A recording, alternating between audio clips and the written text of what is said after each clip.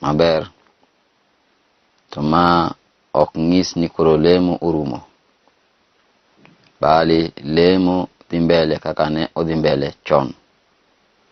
Ma ng'ata ma ja-Islam koro onego bed ni imakri gi lemo moloyo kaka nimakri kode ei dwe mar Ramadhan. Dwe mar Ramadhan ni lemo, to ok dang' nere maber ka Ramadhan orumo in bende koro iringo muskiti, ma iluongo ni daun adhima, iluongo ni tuo maduong'.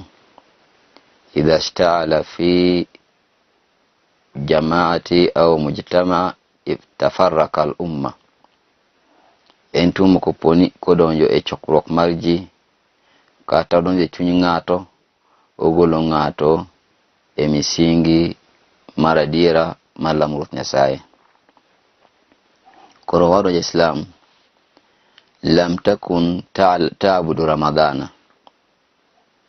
bal kunta ta'budu Allaha rabbur Ramadhana. Ne okilam Ramadhan, ne lamo Ruodh Ramadhan ma en Allah. Koro kaponi lamo Ruodh Ramadhan, Ruoth ma en Allah ma wuon Ramadhan, lam yazal mawjud, pod entiere to biro bedo nyaka giko piny bedi, pod obiro bedo. Koro alayka an tatamasaka bi ibadatihi, onego bed ni makri kod lame, makikiwe lame. Ramadhan intaha, Ramadhani urumo, ubiro duogo mana kendo dwe mar 9 higa manyien. Koro tem matek mondo mi ilam Ruoth Nyasaye, makikiwe lamo Ruoth Nyasaye nikech Ramadhan oseruok. Ya tariku salata, in ng'atno ma kawuono dwa we lemo nikech Ramadhan urumo. Madha baqiya laka min al-islam wa qad tarakta salata, kisi mako dwa we lemo ni endi, iparo ni ang'o modong' kuomi e din mar Islam tisewe lemo? Ang'o modong' kuomi e din mar Islam mibotimo ne Islam maber kisewe lemo? Lembi mwenye tich maduong' ma itimo e din mar Islam. Koro kisewe, ang'o ma kuidongo de din mar Islam? Ng'isi ni kisewe lemo, onge gima koro dongo kaka ranyisi mang'isi ni ja-Islam. Koro tem matek mondo kikiwe lemo, mondo mibed gi ranyisi mang'isi ni in ja-Islam.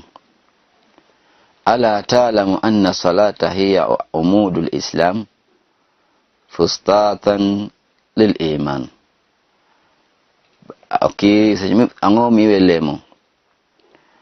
Pok ibedo gi ng'eyo matut mang'isi ni lemo ni endi en singo maduong' e kindi gi Ruoth Nyasachi, kendo en siro maduong' maki e din mar misirri kod din mar Islam.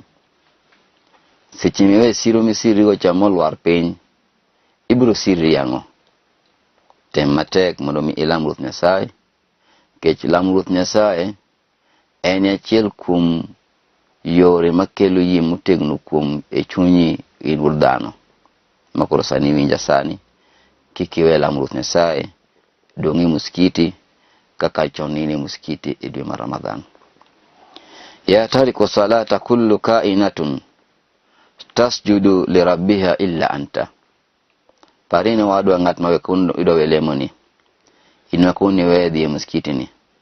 Parini ya chwech mag Ruoth Nyasaye, yiende, nembe, nam, yiende gi nembe, kaachiel kod sulwe, gi chieng', gi dwe, chwech mora ma Ruoth Nyasaye chwe wang' piny kar ka, lamo Ruoth Nyasaye.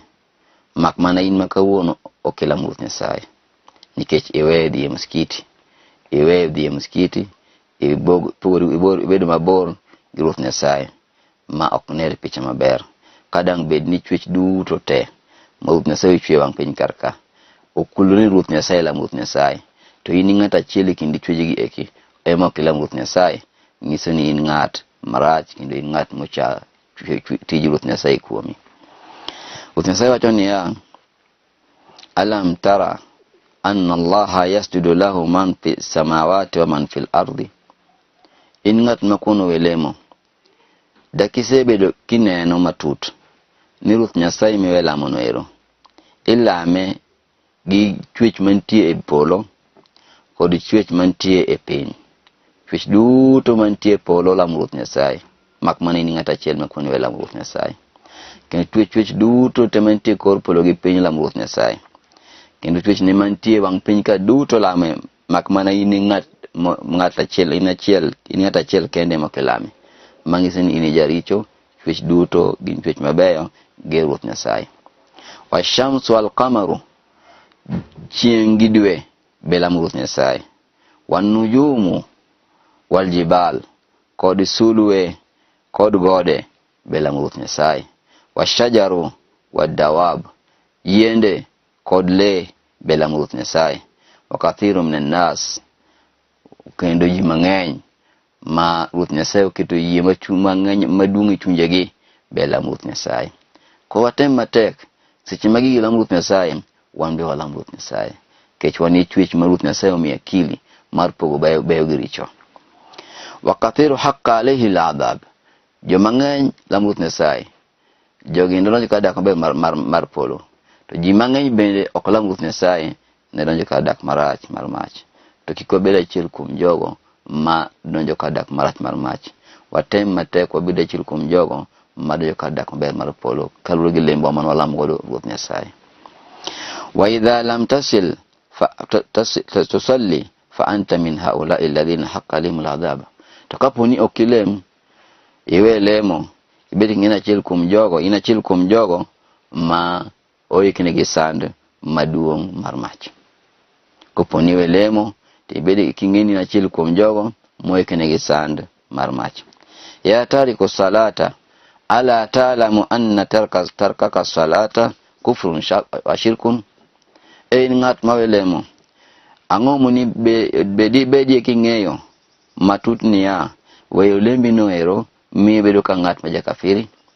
Kendo weyo lembi noero mi bedo ng'at ma mushrikina. Yani we lemo no mi chalo ka ng'at ma en ajuoga, kata ng'at ma jajuok, kata ng'at ma jakafiri, nikech iwe lemo. Koro walo ya Islam ma iwe lemo do chinga chel kende iluongi ni kafiri, weyo lemo do chinga chel kende iluongi ni mushrikina. Ne nying sifa mi bedo godo banki siwe lemo, sifa madaracha Ruth Nyasaye kudwa. Ruth Nyasaye dwaro ni mi gol sifa ne dendi ibed mu'min, ilungu ibed ng'at ni mu'mini. Okura ni mi gol sifa ne iket irwak law madaracha, mi ngoro ni in kor in ng'at ma jajuo kata jakafiri. Ai fai bed ng'at maber, bed ng'at malamo Ruth Nyasaye. Ya tariku salata, qala Rasulullah sallallahu alaihi wasallam, baina rajulin wa baina shirki wal kufri tarku salat. Jawati Muhammad wacho niya, baina rajulin wa baina shirki wal kufri tarku salat. Kidwa ng'eyo ng'at ma mushrikina kod ng'at ma kafiri, ka achiel kod ng'at ma lamo Ruth Nyasaye, ibro ng'e ng'at mushrikina ne gi kafiri ni seche makolem. Yani ng'at moklem iluongo ni kafiri, ng'at ma mushrikina iluongo ni kafiri.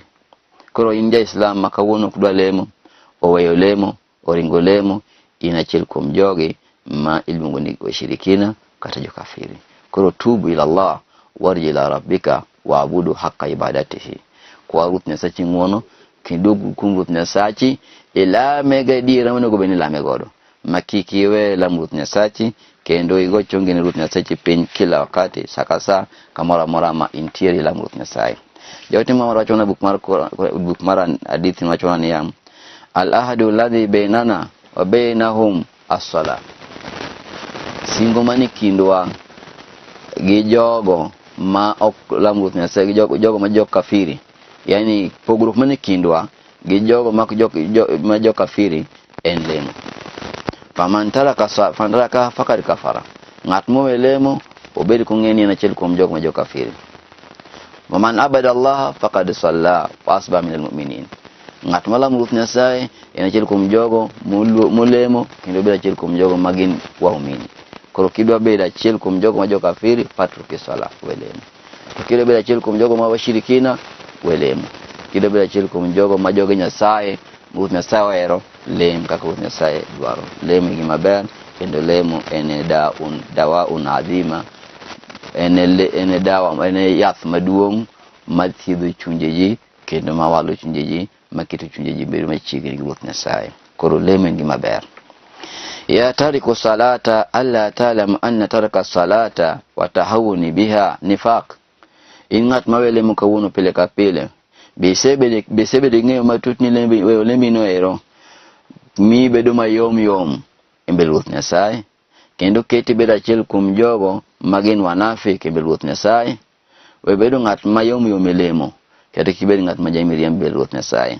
Ruoth Nyasaye wacho no mar Qur'an ya innal munafiqina yukhadi'una Allah wa huwa khadi'uhum.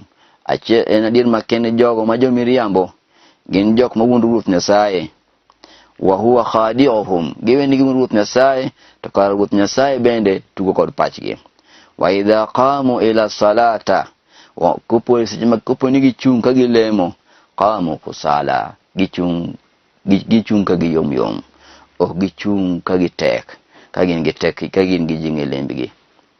Mama kaka wan kaun walemo Ramadan ko chopo ka walemo matin sana, ok lemo mang'eny monego manyalo konyo wa mbele Ruoth Nyasaye. Walemo ndalo 30 bas ko rumo to walemo, mano gi marach. Mangiso ni wan sifa wa en sifa mar wanafik, waonge gi sifa mar yie motegno. Ni Ramadan ko chopo kino ka Jo-Islam pongo msikiti manyaka imam shangandir ka unjo gitugo kar ka jo kar wang'eny ga ng'enya. Onego bedni walemo pile ka pile, kik walem ndalo 30 to walemo, nikech ma en sifa mar jokafiri, ma en sifa mar jowanafik, ma en sifa mar jogo ma matimo shirikina. Yurauna nasa, kendo gilemo ka ging'isore mbele ji ni gilemo sechego eko. Wala yadhkuruna Allah illa qalila, to gilam Ruoth Nyasaye mak mana gilungo nying Ruoth Nyasaye matin sana. Mama en sifa mar jogo magin jokafiri. Gin magdala Ruoth Nyasaye dalo matin, dalo machuok, kendo gikwaye mana matin sana.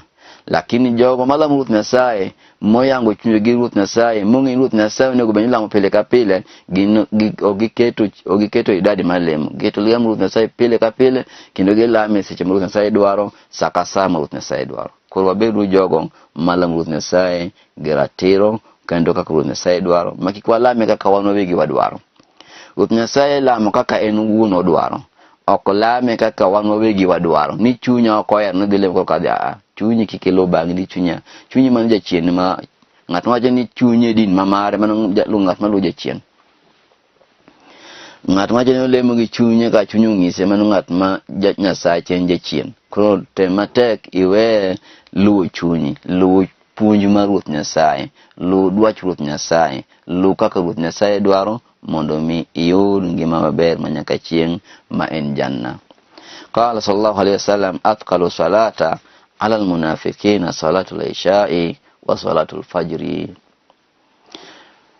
Jawti Muhammad wacho ni lemo mapek sana, kendo lemo matek lamo kuom jogo magin jo miriambo en lemb sari otieno kod lemb kugwen. Lemo ma jok mawuondo Ruoth Nyasaye ok nyal lemo sari otieno, kendo ok nyal lemo kugwen. Tadier lemo ma kidwa ng'e gi bono ka lemo sari ok gibi, lemb sa kugwen bende ok gibi. Giwacho ni sari ono nabari, kata lemb kugwen bende nindo ng'eny, kata omondo nam, kata omondo tije mamare.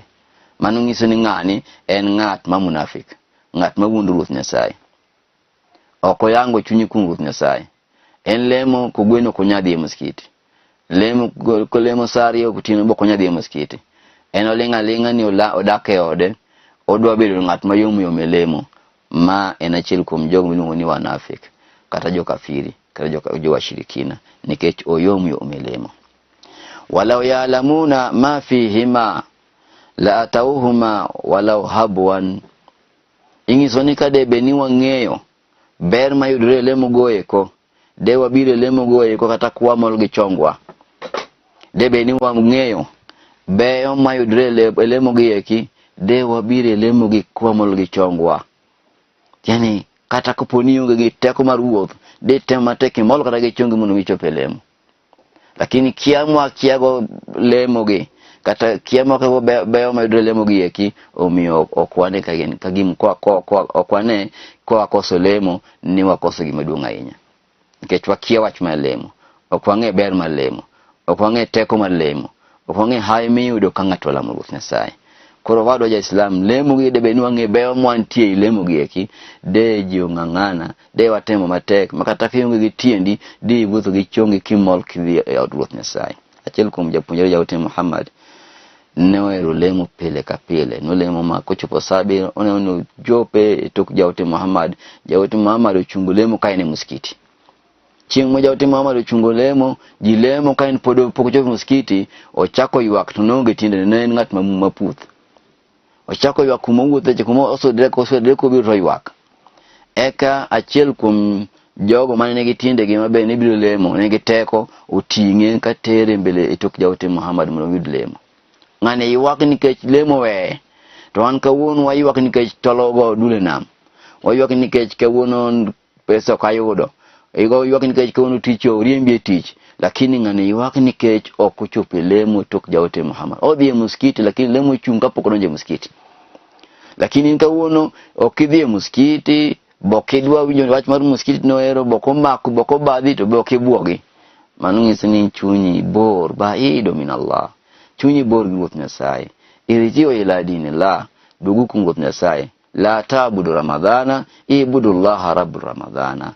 Wewe ulamu Ramadan, lamu Ruoth Nyasaye, main Ruoth Nyasaye, Ruoth Ramadan. En mukelo Ramadan no ero munego benil en lembe mukelo mondo mi olame godo. Ko alamu Ruoth Nyasaye makikuwa wema kwa alamu Ruoth Nyasaye. Araita ya tariku salata, eneno nade ng'at mawelemo.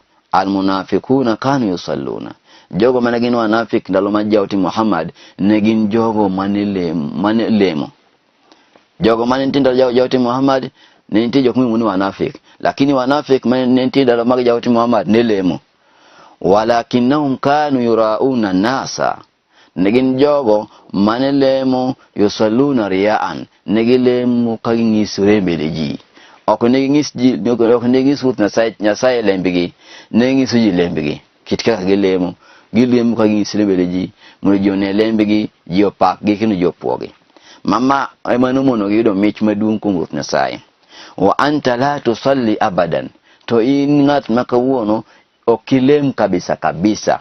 Makoro pogi in kata ko munafik ni afadhali. Eno dhingi sore mbele ji, lakini in to kata ko lemo kilem kabisa. Irji'u ila dinikum. Dogure din mar Ruoth Nyasaye, ulamu Ruoth Nyasaye. Lema bich chal ng'at malukore di enam di bich. Jawte Muhammad sallallahu alaihi wasallam yawm al-ayami jalasa ma ashabihi. Jawte Muhammad chimura chiel nobedo piny gi jopuonjre mamage, bas to nyiso gini ya ara'aytum law anna nahran bi babi ahadikum, uneno nade de bedini tie nam more dodwa yawo moro mar pi tie dodo ng'ata chiel kuomu.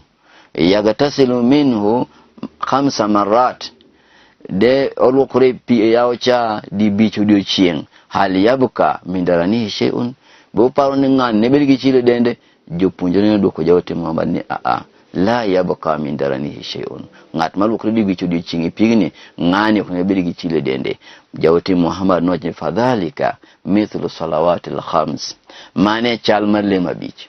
Kilemo di bich igolo richo dendi bedo maonge richo pile ka pile. Yani ni ng'at madhi dho Ruoth Nyasaye di bich kikwa Ruoth Nyasaye, iwuoyo kode, iywakne, iber maloyo ng'ata wang' piny karka.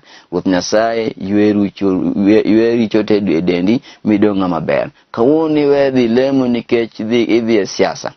Iwe dhi lemo nikech idhi e masin. Iwe dhi lemo nikech idhi ginene. Idhi e nam. Iwe dhi lemo nikech idhi ofis. Iwe dhi lemo nikech idhi e bura moro. Mano inachiel kuom jogo mochayo Ruoth Nyasaye. Irji'u ila salatikum, dugure lemo Ruoth Nyasaye yango mondo mi olame. Yani ya tariku salata ala ta'lam ana taraka salata ghaflatun wa kaswatu lilqalbi.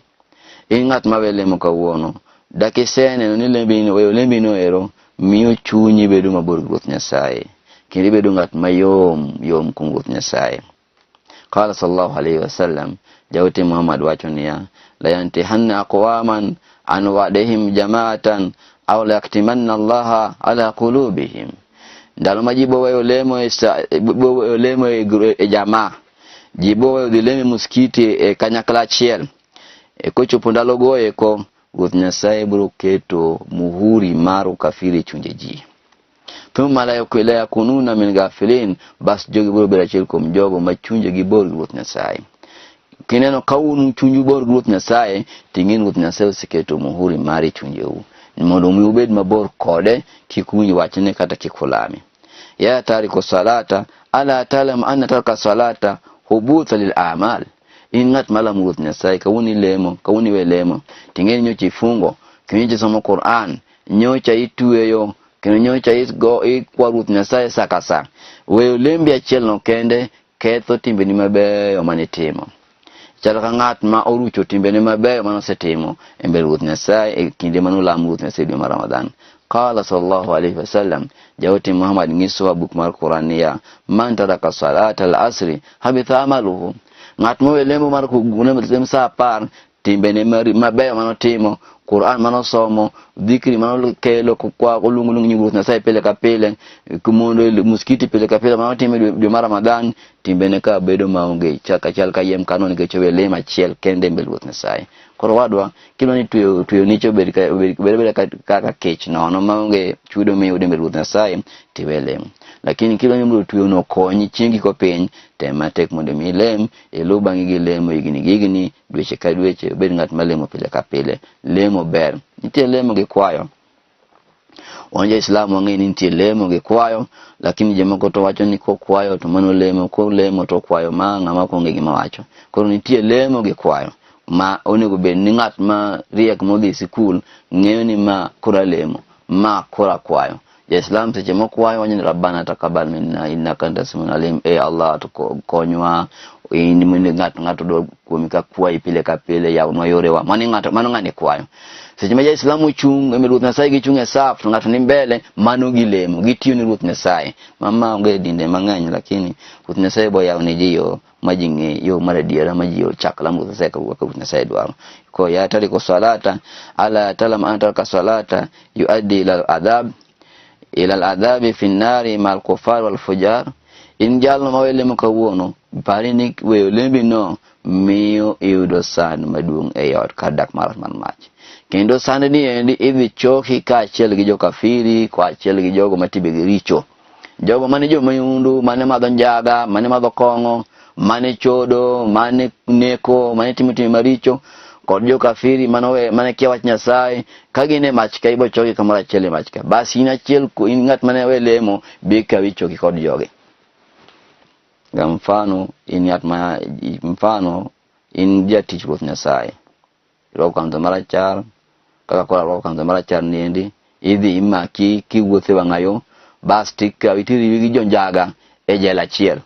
Iri wigi jonjaga, iri wigi jo madho kong'o, iri wigi jo kuoge, iri wigi jo chode, iri wigi jok ma jo drugs e ot achiel. Nyinjo nade? Winjo marach nikech in ng'at ma Ruoth Nyasaye. Kosa matin mi timo mi oketi gi joka tedi chiel. Koro miyo in jalemo in ja Islam deyo ni lam Ruoth Nyasaye to we lemo odiochieng' achiel kende omiyo chiengi ko piny riwi gi jonjaga gi jokong'o gi jochode gi jogi moro amora e kar mach kamoro achiel. Iwinjo nade chieng' no ero? Luya mar jachode chwer kuomi, luya mar jakong'o chwer kuomi, luya mar jakuso chwer kuomi, luya mar ng'at ma lamo jachien chwer kuomi, luya ng'at ma lamo dhano chwer, luya no chwer kuomi kila wakati nikech in ng'at mane weyo lemo. Iliriwi kodi kamoro achiel nikech niweyo lam Ruoth Nyasaye. Koro matek mondo mi lam Ruoth Nyasaye mondo kik riwi gi jok maricho gi chiengi ko piny.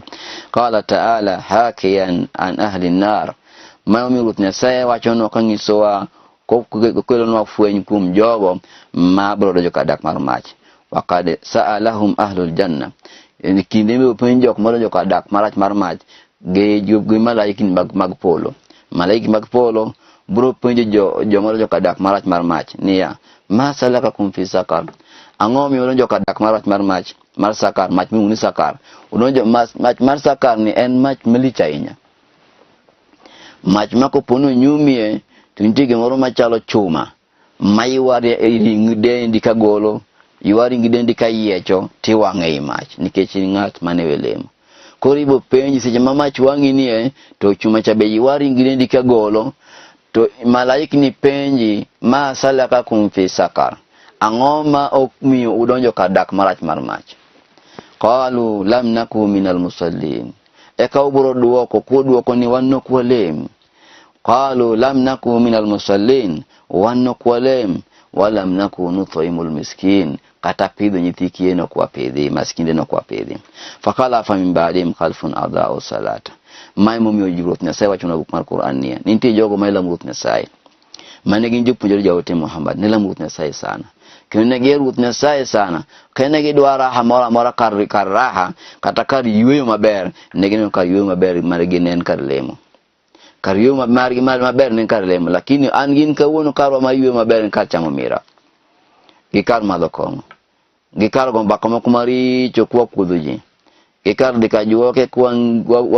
watero tipo magjo wetewa kajuoke kata watero lewni magjo wetewa kajuoke kata tije wa mwatiyo kanya kariwe maber mwana ni mwana kariwe maber hapana kariwe maber maji punjaja wote Muhammad ne en karla mugut nyasai mai momiyo kane gisewuok gut nyasai o jawote Muhammad wachania fakhala fa min ba'dim khalfun adaa'u salata basto jomoko biro man angi in makawuono kwala mugut nyasai wawito lemo wataba wa shahawati waluo gombo magwa pasao pa yalkawana gaya jogi bro yudo kadak mach mingoni gaya en mach marach en mach en adabu en sand lakini ntie sand moko mulu nyaka sand ni timeje moko mabe gin sand lakini giluro sand ni kalore gi chew me maduong gi sand main golo maduong zaidi kono mi horo ja Islam kamoro amora maintie tematek mondo mi yud kama kaka dangi lambu tan sayudi ching dibich makikiwe la mi ke Ramadan rumo wasete monyasi maridi kikiwe la mugut na sai ni ke ko Ramadan rumo